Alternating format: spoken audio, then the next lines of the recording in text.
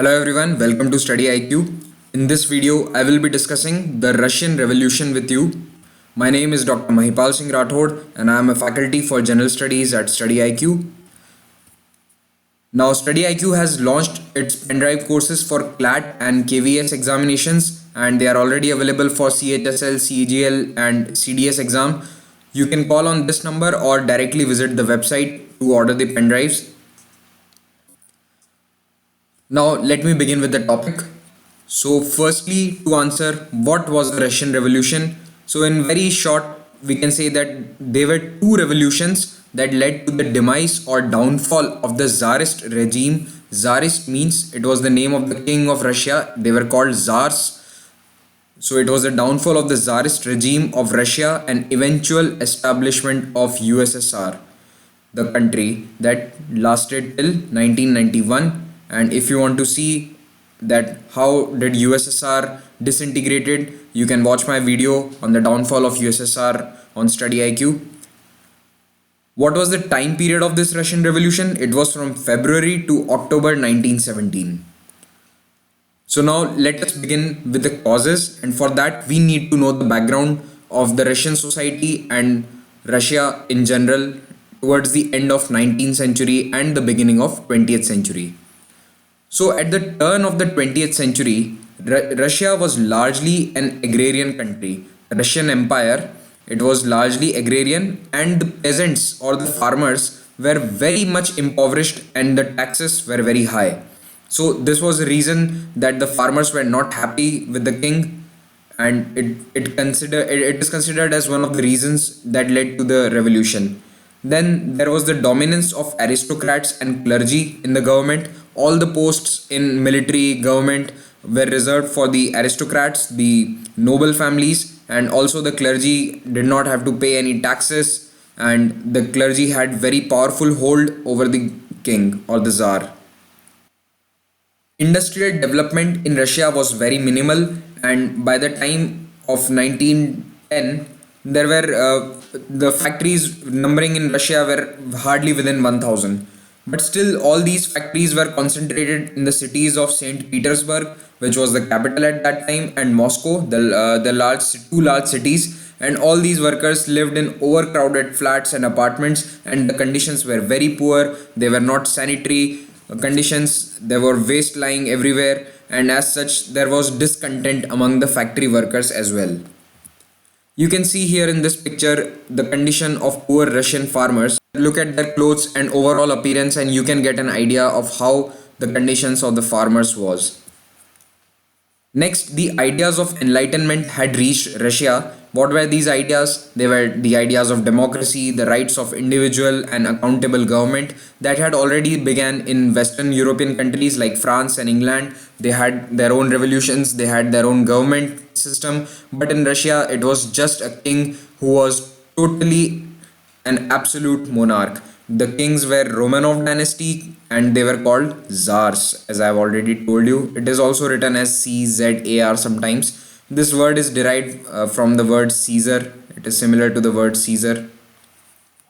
So Romanovs were the dynasty ruling since 17th century and they were absolute monarchs. You must remember this. Absolute monarch means that they did not have any control over them like the king of England did. There was a government in England which could keep a check on the power of the king or the queen. But here the word of the king, the word of the Tsar was the rule, and no one could challenge him. And it was ordained that the king is appointed by the God. So the Tsar said that I derive my rights from God.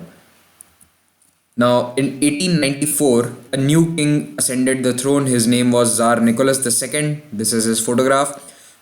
His policies led to the revolutions of 1917, and he was the Tsar up till the revolution. He was influenced by Rasputin. Rasputin was a mystic, and it is said that he heavily influenced the Tsar as well as the Tsarina. It is also said that he had an illegal affair with the Tsarina, and this information spread to public and it caused widespread anger against the monarch. Now, these are the two people whose ideas and actions led to the Russian Revolution. So, you must know about them. This is Vladimir Lenin and this is Karl Marx. Karl Marx is the person who gave the philosophy of communism. He said that the workers or the proletariat are the people who are in majority and they should rule. All the resources should be in their hands. Vladimir Lenin changed his philosophy a little bit and he said that if the workers have to take power in their own hand, it will take a lot of time. So there must be some form of government or some form of system in which there is a direct dictatorship of the workers. So this is what Leninist philosophy is. So Lenin modified the Karl Marx's communism theory a little bit, and that is why today that philosophy is known as Marxist Leninist. Okay, you don't need to remember this in detail. Just the basic thing you should remember that Lenin changed the theory by giving it the form of dictatorship of the proletariat. It means that someone is ruling on behalf of the workers. The workers are called the proletariat. This was the term given by Karl Marx. So now I will talk about the formation of Russian Social Democratic Party, which is called as RSDP. It was formed in 1898 and it followed the philosophy of Karl Marx. And Lenin was a member of this party, one of the founding members, and he also adhered to the philosophy of Lenin. He adhered to the philosophy of Marx. But as I told you, he modified a little bit so that it was called later as Marxist Leninist. You can see that even today many parties in the world, many communist parties are called, for example, Communist Party of India, Marxist Leninist. You can see this name CPI, ML and so on. Now this RSDP split into two factions in 1903 because of some ideological differences. They were the Bolshevik faction and the Menshevik faction. This word means majority. Now although it means majority, but the Bolsheviks were never in majority and Menshevik means minority, but the Mensheviks were in fact the majority faction. So later on these factions will come into play. Now we will talk about the Russo-Japanese War. So this Russo-Japanese War was due to Manchuria and Korea. These are the two areas in the north of China, and the dominance over these two areas was what led to the war. Japan wanted to capture. Japan already had its control over Korea and Russia had its control over Manchuria. But Japan wanted control of both and Russia also wanted the control of both these areas. Their negotiations failed and finally war started, in which Russia was defeated badly. Another reason for this war was that Russia wanted to get a warm water port in the Pacific Ocean along the Pacific coastline. Now Russia has a very important port over on its eastern side, which is called Vladivostok. You must remember this name, it is very important. But the problem with Vladivostok is that the port freezes in winters. So it is operational only in the summers and not in the winters. So to find a all-weather port, Russia wanted to keep the Port Arthur. The place was called Port Arthur and it is situated in Manchuria. This Port Arthur was situated in Manchuria, and for this Russia wanted control over Manchuria. Even today, Russian policies are followed according to the demands of the ports. So, for example, in 2014, when Crimea was annexed by Russia, the main reason was the port of Sevastopol. Sevastopol is the only all-weather port that Russia has, which gives it access to the Caspian Sea and consequently to the Mediterranean Sea. So, all the Russian ships that go to the Mediterranean Sea and Atlantic Ocean are kept at Sevastopol, and Russia did not want to lose this port. It is very important for Russian security, and that is the main reason that Russia annexed Crimea in 2014. So as I said, Russia was defeated badly. So this humiliation in the war was also one of the causes or the reasons for the revolution of 1905. Now what is this revolution of 1905? Before that, this is Manchuria. You can see this in map. This is the province of Manchuria. Today it is part of China, but at that time it was sometimes under the control of Russia, sometimes Japan, or sometimes China. This is Korea and this is Japan. So this was the area, and this is Port Arthur, which was the main port of which the control Russia wanted. So what is this revolution of 1905? So this was a smaller revolution before the revolution of 1917, which we will discuss. So it's at this time the workers did a huge strike due to the conditions. As I told you earlier, the workers' conditions were not good. They demanded better conditions and rights, better working hours. But these strikes and protests were suppressed militarily by the Tsar. He opened fire. The army opened fire on the protesting people, and many people were killed. That day was called Bloody Sunday. And after this Bloody Sunday, there were protests all over Russia against the Tsar. So the Tsar saw that if I do not give something to the people, I might lose my czarship. So he gave some concessions, and it is called the October Manifesto. Some rules were laid down, and accordingly a Duma was established. Duma is the parliament. So it was a kind of a representative body in which all the representatives of people came and decided, but it was very weak. The Tsar did not give it many powers, and also there was not true representation. Only aristocrats and noble people and clergy could become member of it, not common workers, not common peasants. Also, after the formation of Duma, there was a prime minister appointed, and Peter Stolypin was the prime minister from 1906 to 1911. He was assassinated in 1911. Now he did some good work. He brought in land reforms. He tried to improve the conditions of the workers, of the peasants, and it is said that due to this reason he was assassinated on the orders of Tsar himself. But after this, the Duma lost its power and the Tsar again became powerful. Now after that, World War I started in 1914, and Russia was one of the first initiators of the war. If you want to check out more detail about World War I and how it began, you can see my video on World War I on StudyIQ. So in World War I, Russia had suffered huge losses. 20 lakh soldiers were killed, 80 lakh civilians were dead. So that is almost 1 crore people dying from the Russian side. It is a huge number considering the population of Russia at that time. Also, there was a big economic crisis because Ottoman Empire had blockaded Russia. They did not let any ships or external supplies reach Russia, and thus there was food shortages because there was no supplies, no ships reaching Russia. There was huge shortage of food, especially in the capital St. Petersburg and in the bigger cities like Moscow. And this was the situation by 1917. So 3 years into the war, and Russia was suffering heavily. And this also led to the Russian Revolution. In fact, this was the final trigger that led to the Russian Revolution. Now we will discuss the events of the revolution. First thing you need to know is that there were 2 revolutions and not just one. The first one is called February Revolution, but actually it happened in March. The reason for the difference in dates is that at that time Russia followed Julian calendar. That was the old calendar that was followed everywhere, but slowly all the countries adopted Gregorian calendars, and Russia was one of the last countries to adapt this. They adapted as soon after the Russian Revolution. In 1918, Russia adopted this Gregorian calendar. This is the one that we follow today, but there is a date difference of around 12 days in both these. That is why everywhere you will find this confusing thing. So OS means old style and NS means new style. So new style is Gregorian and old style is Julian. So according to the Julian calendar, the revolution first phase took place in February and the second one is in October. That is why it is also called as the October Revolution. Please remember this name, October Revolution.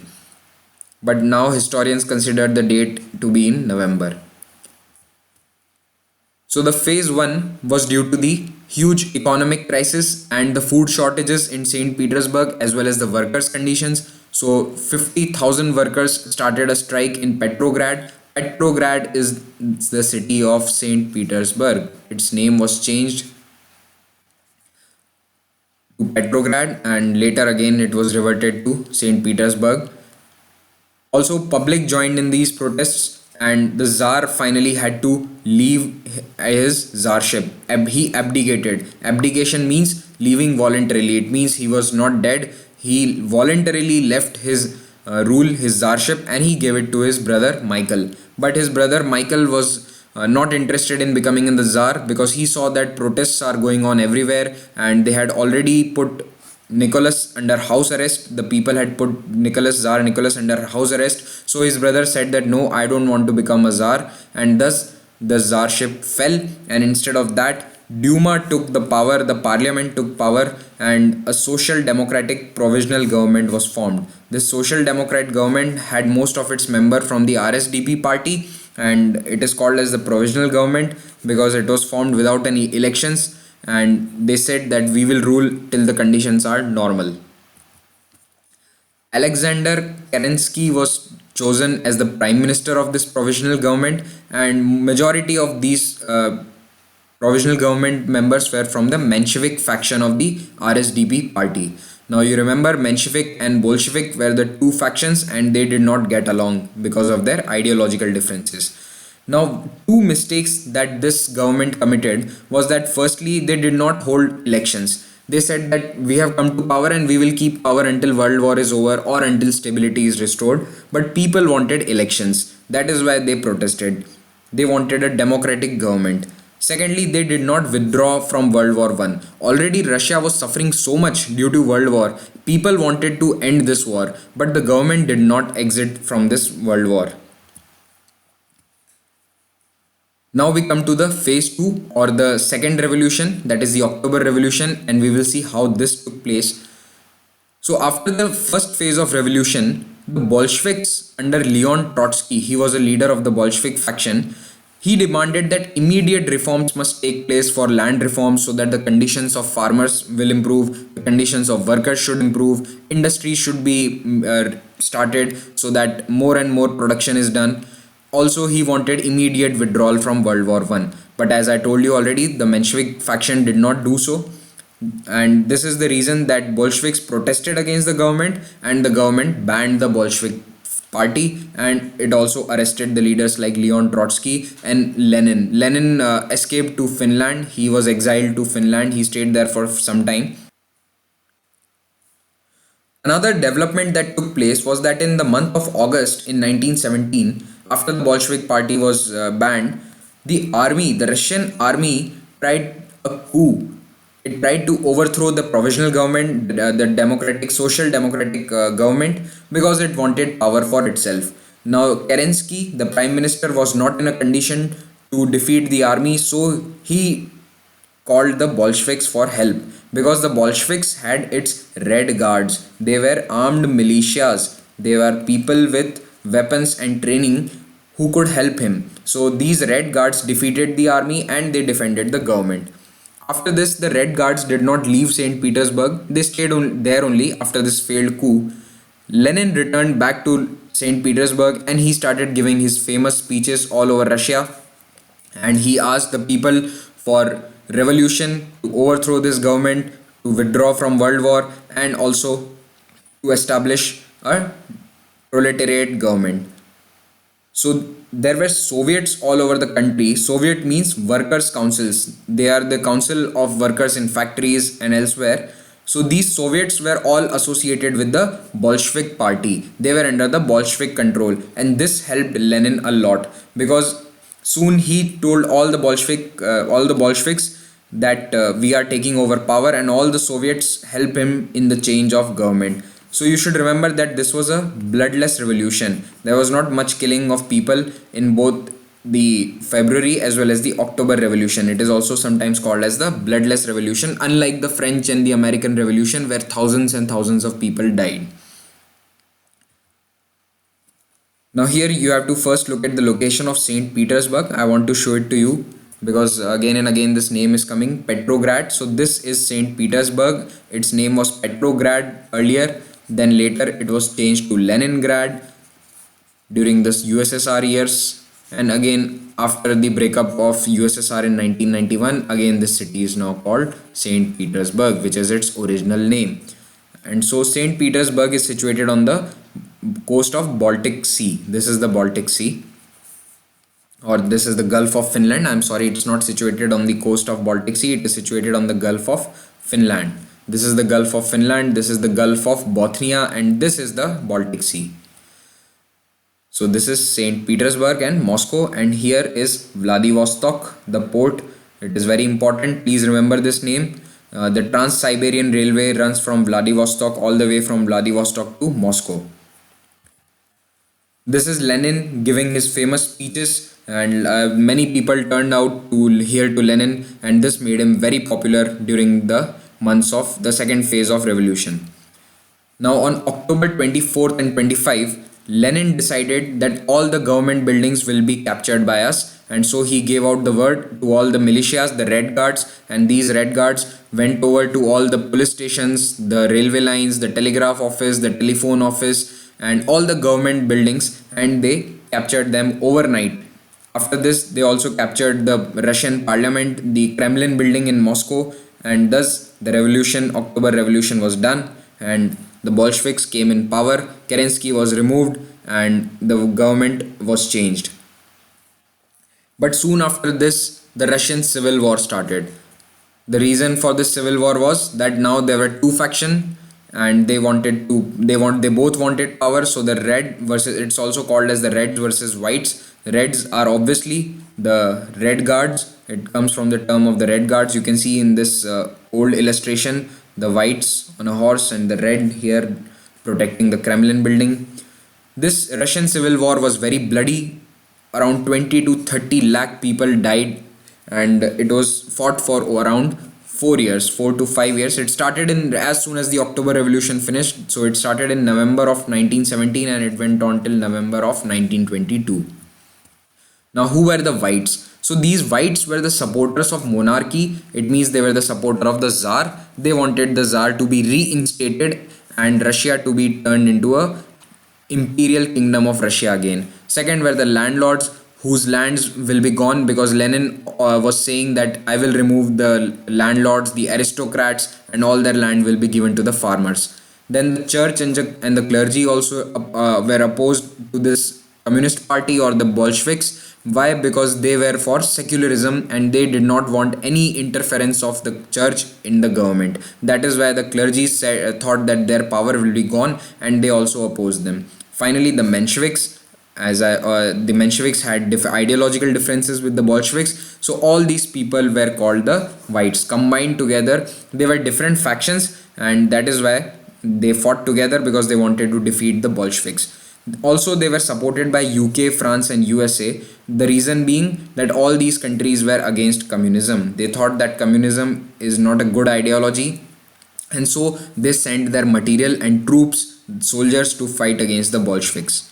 But despite all these odds and all these people against them, the Red Guards, which now was called the Red Army, they defeated the Whites, and the Tsar and his family, entire family, were executed brutally. So now these Bolsheviks were known as communists. This Bolshevik party was now named as the Communist Party of Russia, and USSR was established as a one-party socialist state with Lenin as the first premier. And he always said that this is the dictatorship of the proletariat. It means that he called himself the dictator, but he said that I am the dictator on behalf of the workers of industries. So USSR was established in 1922, December 1922 officially, and it lasted up till December 1991, almost 70 years. This was the flag of USSR. Now, what is the impact of this Russian Revolution? Firstly, it led to the end of monarchy in one of the largest empires in the world. The Russian Empire was very big, as big as the country of Russia today. Secondly, communism found its practical shape. Until now, until the Russian Revolution, communism was just a theory written by Karl Marx in books. It did not have any practical shape on ground in this world. But after the establishment of USSR, many countries in the world turned towards communism, and over the next 50-60 years, many communist countries, communist governments came to power. Nationalization of all the resources and abolition of private property, these are the hallmarks of communism. You must know this. This is the basic fundamental of communism, that no private property will be there. All the resources will be collectively owned by the workers and the farmers. Then a command economy was started by Russia. What do you mean by command economy? It means that all the aspects of industry are controlled by the government. So right from the army to the to the making of soap, to the making of weapons, to the manufacturing of cars, to the manufacturing of heavy machinery. Everything was controlled by the Russian government, and they started 5-year plans, which we copied after our independence. And these plans were very famous. You must know that they came from USSR. It is a very basic trivial question. We adopted these 5-year plans from USSR. So the first plan was started in 1928 in USSR, and in India you must know it was in 1952. Also, it is the first revolution to establish true equality. What do you mean by true equality? It means it gave equal rights to all the citizens despite having different social status or different economic status. French and American Revolution did not do this. The American Revolution gave voting rights after independence. They gave voting rights only to people who owned property, and they considered the black citizens of USA as not even citizens. They were treated as slaves and second-class citizens. Even in French Revolution, the voting rights were given only to the middle class or the land property owning people. So in the Russian Revolution, all the rights that were there according to the constitution were given to everyone. So this is the first example. Similarly, in India also, true equality was given after the constitution was adopted, because we gave voting rights to everyone, despite their age, despite their sex, caste, color, creed, whatever. In US, France and many other, most of the developed democracies of today, women did not have voting rights till a long time. For a long time, women did not have voting rights, and so they were not called truly equal societies up until a long time. So I hope you understood Russian Revolution properly, and you can write in comments if you have any doubts or any other issues. If you want me to make videos on any topic, I will try my best to do so. Also, you have to answer one question: who is this person? Identify him and write in the comments. I'll give you a hint, he was the next premier after Lenin died in 1924. He was the next premier or next in charge of USSR, and he has a very famous legacy. Thank you. Das Vidania.